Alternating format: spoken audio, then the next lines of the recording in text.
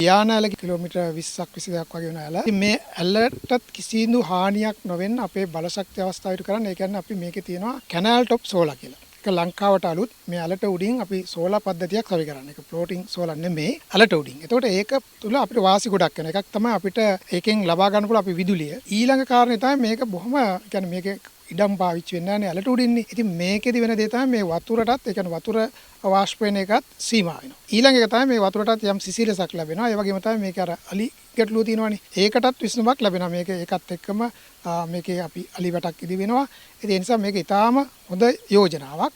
ඉතින් ඒක බලන්න තමයි අද ආවේ සුනිත්‍ය බලශක්ති අධිකාරිය ලංකා විදුලි බල මණ්ඩලය ඒ වගේම මහවැලි ඒ සියලු පාර්ශව සම්බන්ධ වෙලා අද දවසේ මේ මෙතන නිරීක්ෂණයක් සිදු වුණා. ඉතින් ඒකේ මම හිතන්නේ ඉක්මනින් මේකේ පයිලට් ප්‍රොජෙක්ට් එකක් ආරම්භ වෙයි. ඒතර අපේ පොරොන්දුවක් තියෙනවානේ අපේ පුනර්ජනනීය බලශක්තිය 70%ට ගන්නවා කියලා. ඉතින් ඒකෙදී අපි මෙතෙක් කවුරුත් අපේ රටේ දැකපු නැති මේ වගේ දේවල් මම හිතන්නේ අනාගතයට ඊටාම හොඳ දේවල් වෙනවා. ඒ වගේම මේකට සමගාමීව මේ බෙස් අපි බැටරි එනර්ජි ස්ටෝරේජ් සිස්ටම් මේකුත් මයංගනේදී වෙනවා ග්‍රිඩ් පොපුලට ආසන්නව. එතකොට අපිට එතනත් අර දිවා කාලේ තියෙන සූර්ය විදුලිය රාත්‍රී කාලට ගන්න පුළුවන්. ඒ නිසා ඊටාම හොඳ වැඩ ටිකක් බලශක්ති ක්ෂේත්‍රය යනවා. මම හිතන්නේ මේක අපේ ලංකාවට අලුත් දෙයක් ඊටාම හොඳ දෙයක්.